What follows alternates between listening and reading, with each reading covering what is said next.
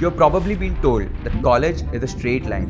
Attend every lecture, get the grades, and hope a job is waiting for you at the end. But I spent my second year doing the exact opposite, and it's the only reason I'm going to San Francisco next month. I haven't graduated yet, but I'm working as a founding engineer at a YC-backed startup in San Francisco. And we're doing $27 million ARR, and we're growing 50% month on month. People see the title and think, he must have had it all figured out from day one.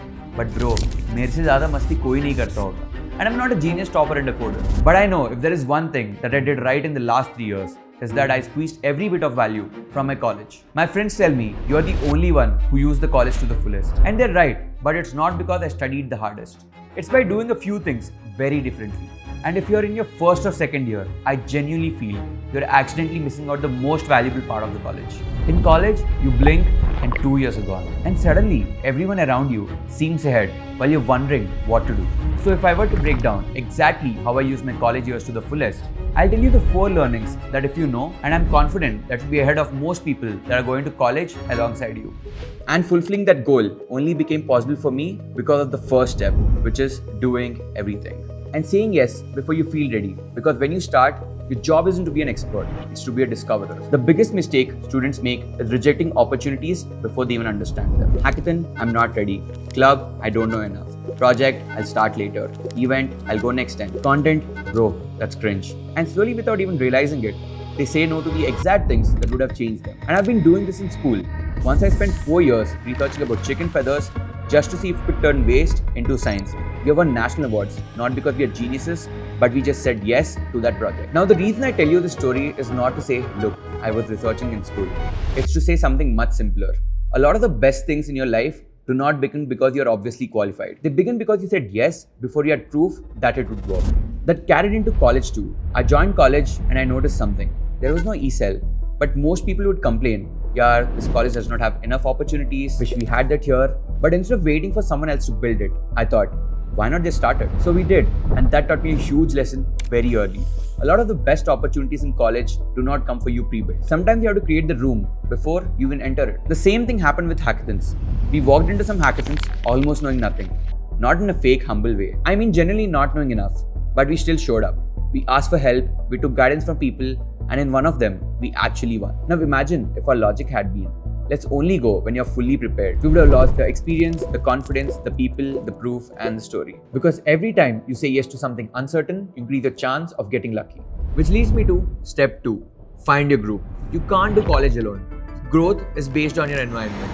So if your friends only talk about exams, your world becomes really small. But if your friend group is full of people who say, let's try this, let's build this, let's go there, then your default settings completely change. And that's one of the biggest things that helped me. I found people who are willing to try. But how do we find them? Look for the ones that are okay looking stupid. So one night, we were making chicken curry and realized we missed an ingredient. So instead of just ordering again, we built a tool to scan recipes and auto-build a Swiggy cart. We posted it, it went viral, and Swiggy literally called us to their office. A random late night problem became a product. Product became proof. Proof became attention, and attention became opportunity. And that's how college compounds. And honestly, these fun experiments taught us more than a lot of lectures ever did. So yes, make friends for fun, but also find your crew. Find people that push you, and also make trying feel normal. At FST, I see a lot of people like this. So finding a group like this felt super easy. Which brings me to step 3. Build things that are real and different. This is where most students go wrong. They build projects for resumes. Not for people, not for curiosity, not for solving real problems. Just for resumes. And that's the reason why most resumes look the same. Then everyone wonders why they're not standing out. The reason I got noticed later was because my projects did not look like everybody else. They came from actual things that I noticed around me. Not because I was trying to be different for the sake of it. But solving real problems naturally makes your work more memorable. For example, one of the things that I built was a Chrome extension for creators. The problem was simple. A lot of creators were making decisions blindly. They did not know what their audience data was telling them or what video might work next. I worked on a platform that helps creators launch courses affordably. Again, because it was connected to a real use case and real audience. And once you start thinking like that, your projects stop looking like assignments and start sounding like proof of work. But how do you find real problems? Well, look for deviant behaviors. And what I mean by that is recognize gaps on how people already do things. Stop asking, what should I build so it looks good on my resume? Instead, start asking, what problem around me is actually worth solving? And that changes everything. Because when the problem is real, your thinking becomes much better. And that leads me to step 4. Increase your discoverability.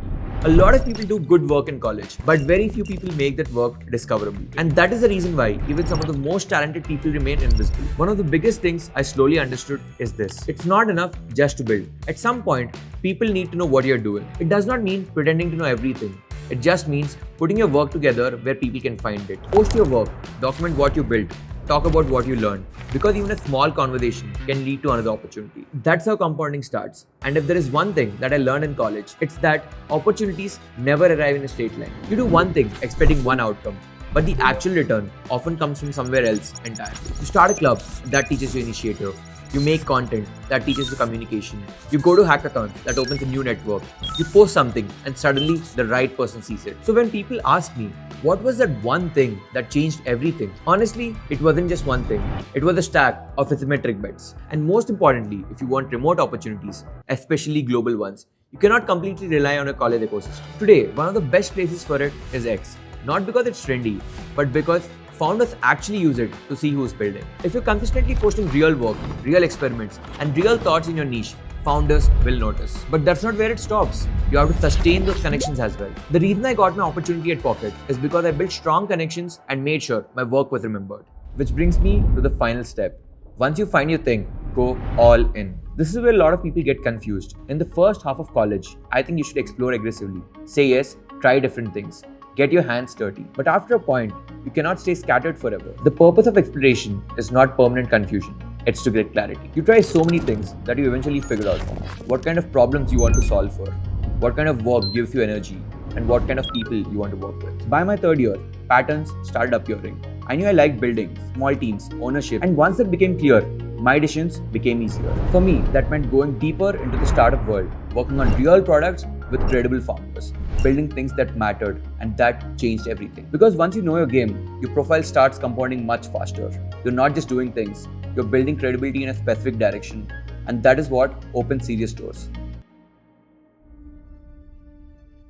So no, college was never a straight line for me. And honestly, I don't think it should be for you either. College is probably the only window in your life where the cost of failing is close to zero. You can start things, look stupid, enter rooms you don't belong to, try weird ideas, embarrass yourself, and by the end of it, you'll become completely someone different. And that's why I genuinely believe college is not just about education. It's about exposure, experimentation, and discover what kind of person you actually are. And if you can use it well, you can completely change your trajectory of your life. So if you're in college right now and you feel behind or feel everyone has it figured out, I want to tell you this very clearly. You're not behind. You're just at day zero. The goal is not to leave college with the cleanest resume. It's to leave knowing that you did everything you could have. Say yes, find your group, and build things that are impossible to ignore.